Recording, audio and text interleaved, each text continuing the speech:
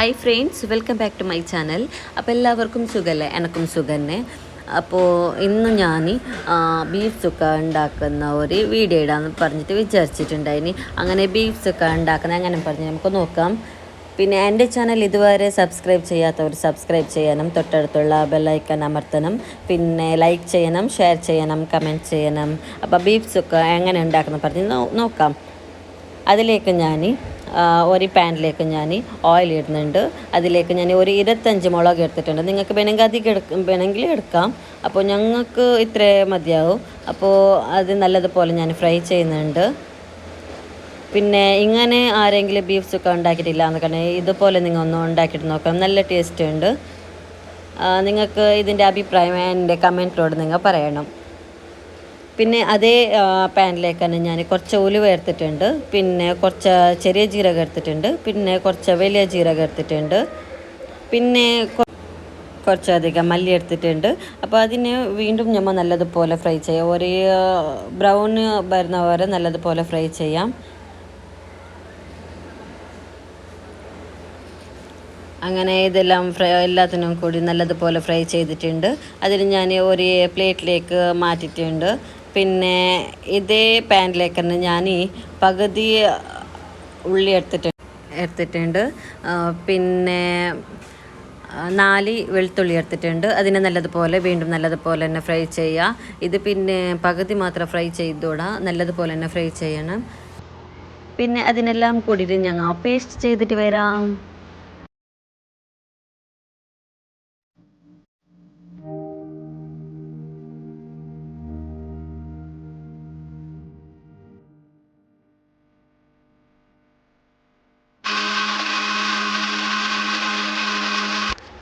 ഒരു കിലോ ബീഫിലേക്ക് ഞാൻ 3 തക്കാളി എടുത്തിട്ടുണ്ട്, 3 ഉള്ളി എടുത്തിട്ടുണ്ട്, 4 പച്ചമുളക് എടുത്തിട്ടുണ്ട്. അതിനെല്ലാം കട്ട് ചെയ്തിട്ട് വെച്ചിട്ടുണ്ട്. പിന്നെ കുക്കർ ഗ്യാസിൽ വെച്ചിട്ടുണ്ട്. അപ്പോൾ കുക്കറിലേക്ക് ഞാൻ ഓയിൽ ഇടുന്നുണ്ട്. പിന്നെ ജിഞ്ചർ ഗാർലിക് പേസ്റ്റ് ഇടുന്നുണ്ട്. ജിഞ്ചർ ഗാർലിക് പേസ്റ്റ് ഇടുന്ന വീഡിയോ സ്കിപ്പായി പോയതാണ്. പിന്നെ അതിനെ നല്ലതുപോലെ ഫ്രൈ ചെയ്തതിന് ശേഷമാണ് ഞാൻ ഉള്ളി ഇടുന്നുള്ളൂ. ഉള്ളിന് നല്ലതുപോലെ തന്നെ വീണ്ടും നല്ലതുപോലെ തന്നെ ഫ്രൈ ചെയ്യണം. ഒരു ബ്രൗൺ കളർ ഒരു വരുന്ന കാണുമ്പോൾ ഞമ്മ പിന്നീടാണ് ഞമ്മ തക്കാളി ഇടേണ്ടത്. അപ്പോൾ ഇതുപോലെ തന്നെ ഉണ്ടാക്കിയിട്ട് നോക്കുക. അപ്പോൾ നമുക്ക് വന്ന ടേസ്റ്റാണ് നിങ്ങൾക്കും വരും. അപ്പോൾ അതിനെ നല്ലതുപോലെ തന്നെ ഫ്രൈ ചെയ്തതിന് ശേഷം തക്കാളി ഇട്ടിട്ടുണ്ട്. തക്കാളിയും ഫ്രൈ ചെയ്തിട്ടുണ്ട്. പിന്നെ പച്ചമുളക് ഇട്ടിട്ട് ഞാൻ മൂടിയിട്ട് വെച്ചിട്ടുണ്ടായിനി. ഒരു 5 മിനിറ്റ്സ് മൂടിയിട്ട് വെച്ചിട്ടുണ്ടായിനി. അതിന് ശേഷം ഞാൻ 1 കിലോ ബീഫ് ഇട്ടിട്ടുണ്ട്. അപ്പോൾ ഇതിലേക്ക് 2 സ്പൂണ് മഞ്ഞൾപ്പൊടി ഇടുന്നുണ്ട്. പിന്നെ ടേസ്റ്റിലേക്ക് ഉപ്പും ഇടുന്നുണ്ട്. അതിന് ശേഷം ഞാൻ നല്ലതുപോലെ വീണ്ടും കൈ ഇളക്കുന്നുണ്ട്.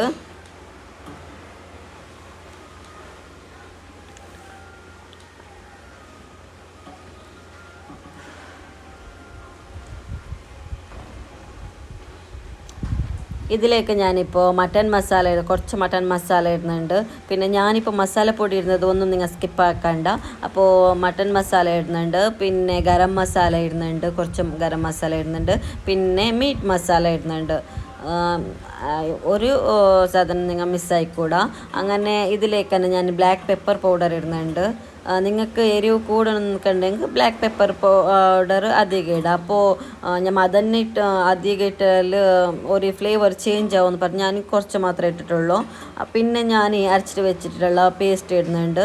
അതിന് നല്ലതുപോലെ ഞാൻ വീണ്ടും നല്ലതുപോലെ തന്നെ ഇത് ഫ്രൈ ചെയ്യുന്നുണ്ട്. പിന്നെ ഇതിലേക്ക് ഞാൻ കറിവേപ്പില ഇടുന്നുണ്ട്. നല്ല ഒരു ഫ്ലേവർ കിട്ടാൻ വേണ്ടിയിട്ട് കറിവേപ്പില ഇടുന്നുണ്ട്. പിന്നെ അതിലേക്ക് തന്നെ കോക്കനട്ട് ഓയിൽ ഇടുന്നുണ്ട്. ഇത് മസ്റ്റാണ് ഇടാൻ തന്നെ. അതിനുശേഷം ഇതിന് ഞാൻ മൂടിയിട്ട് വെക്കുന്നുണ്ട്. ഒരു 4-5 വിസിൽ വരുന്നവരെ നമുക്ക് വെയിറ്റ് ആക്കാം.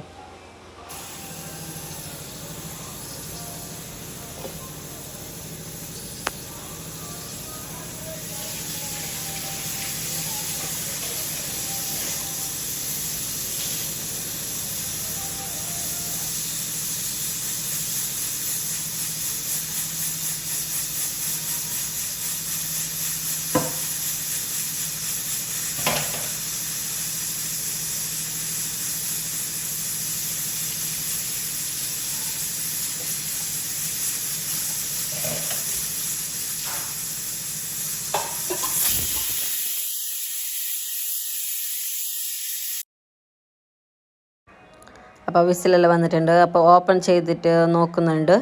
അപ്പോൾ ഓപ്പൺ ചെയ്ത് നോക്കിയിട്ടാകുമ്പോഴേക്കും എല്ലാം നല്ല വെന്തിട്ടെല്ലാം വന്നിട്ടുണ്ട്. നല്ല ഒരു എല്ലാത്തിനും നല്ല ഇറച്ചിക്കല്ല ബീഫിലേക്ക് നല്ല ഒരു എല്ലാം പൊടിച്ചിട്ടുണ്ട്, മസാല എല്ലാം പൊടിച്ചിട്ടുണ്ട്. അപ്പോൾ നല്ല ടേസ്റ്റ് ആയിട്ടുണ്ട്.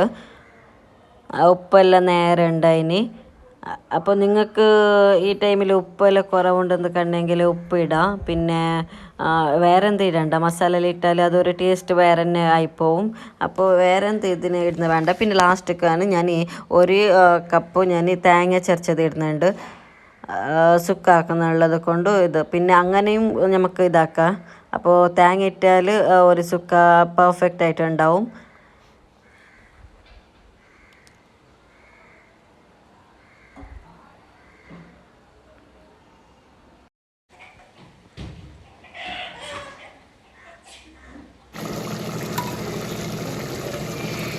പിന്നെ ഇതിലേക്ക് ഞാൻ മല്ലിച്ചപ്പ് ഇടുന്നുണ്ട്.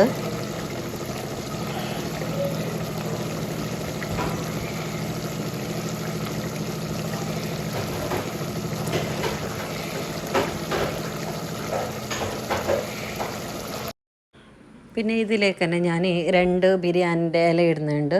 അത് നല്ല ഒരു ടേസ്റ്റ് കിട്ടാൻ വേണ്ടിയിട്ടാണ്. അപ്പോൾ അത് ഒരു നല്ല ഫ്ലേവർ എല്ലാം ഉണ്ട്. അപ്പോൾ അത് സ്കിപ്പാക്കണ്ട. അങ്ങനെ അതെല്ലാം ഇട്ടിട്ട് ഞാൻ മൂടിയിട്ട് വെച്ചിട്ടുണ്ട്. അപ്പോൾ നമ്മൾ ബീഫ് സുക്ക റെഡി ആയിട്ടുണ്ട്. എന്തായാലും ഇത് മസ്റ്റായിട്ട് ആക്കിയിട്ട് ട്രൈ ആക്കണം. എന്നിട്ട് ഞങ്ങൾക്ക് അഭിപ്രായം പറയണം. Thank you for watching. Bye bye.